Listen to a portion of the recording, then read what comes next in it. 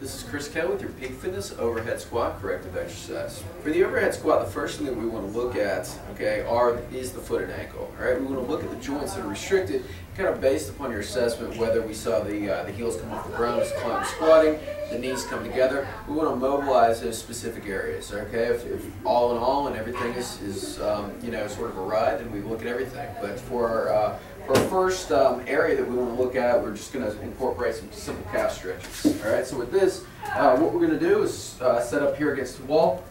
I'm going to press my heel into the ground. I'm feeling a pronounced stretch here in my calf. I just want to hold for anywhere from 1 to 2 minutes with my legs straight. And what I'm going to do is bend my back leg and get a stretch here in the soleus. So a little bit different there, but that's what we're looking at. All right, now from looking at our next area, we have the hip. All right, so for our first hip stretch, we're going to do a half minute hip flexor drill. Okay, and with this, what I want to do is get my back foot on the step,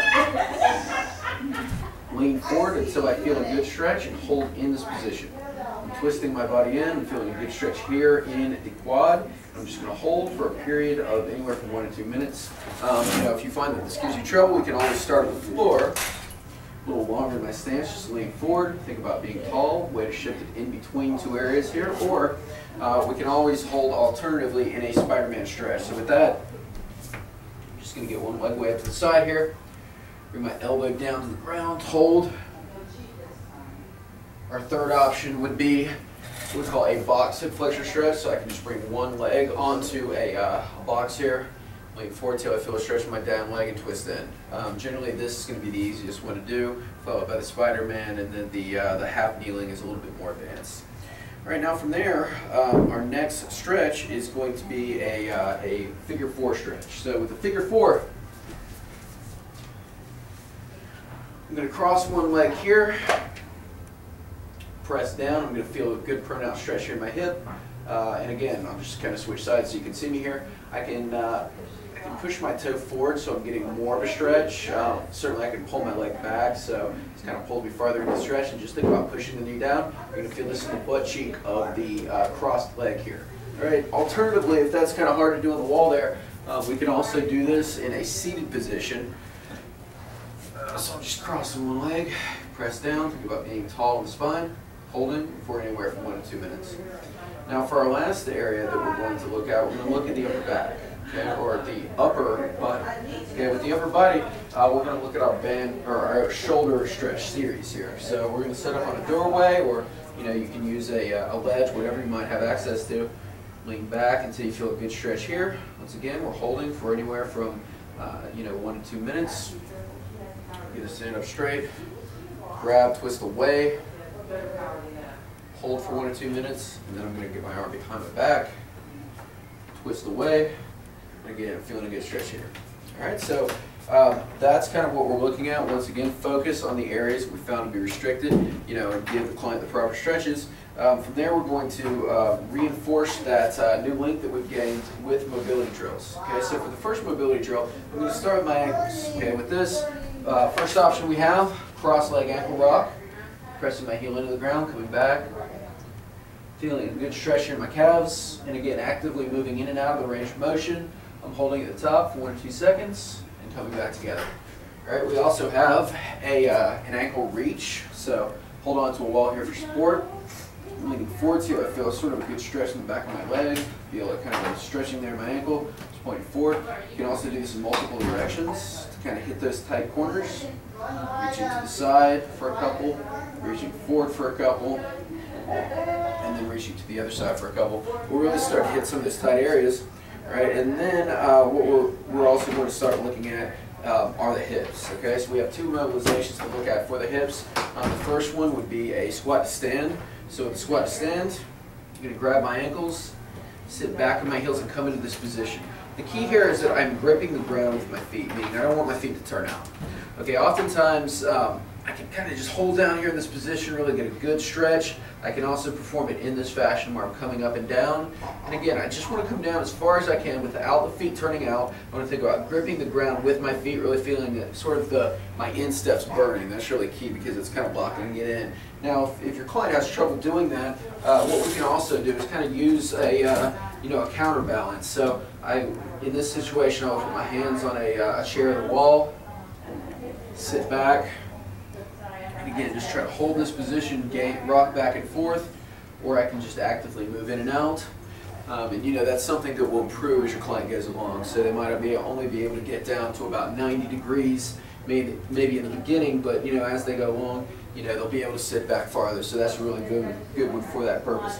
Alternatively, I also have a Spider-Man. Okay, so I can come into a push-up position here, one leg way out to the side, elbow down to the ground, pause for 1 or 2 seconds, come back up, or I can just kind of hold in here, camp out in this position, and mobilize in the position of restriction. All right, now from there we would move to our upper body. Okay, with the upper body, we want to look at T-spine. Okay, we want to look at extension first. So with this, we have a couple options here. We have a floor slide. Okay, where my back is pressing the floor, I'm just sliding up and down.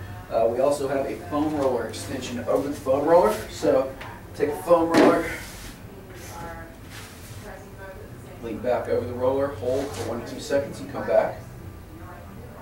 Just move up a little bit, move to the next sort of spinal segment. Just coming up and down, just spending some good time kind of undoing that upper back sort of flexed posture there. Okay, and we also have rotational drills. So with this, upper back rotation, tall twist, or a bird dog rotation where I'm in this position, reaching and rotating. All right, now for our third and final step, once we've worked on mobility, all right, we're going to work on just some core progressions. All right, the two things that we want to look at for the squat would be anterior core. So that would be beginning in a plank position here. All right, what I want to do is just start in this position, pressing into the ground, abs are tight. Cue your client to raise up into a plank, hold for 30 seconds. Again, I'm cueing my client to tighten their butt cheeks, tighten their abs, keep their back flat like a table. Once they're able to do that, I can elevate the feet a little bit to make it a little bit harder. So I would put the feet up on a box, do the same thing.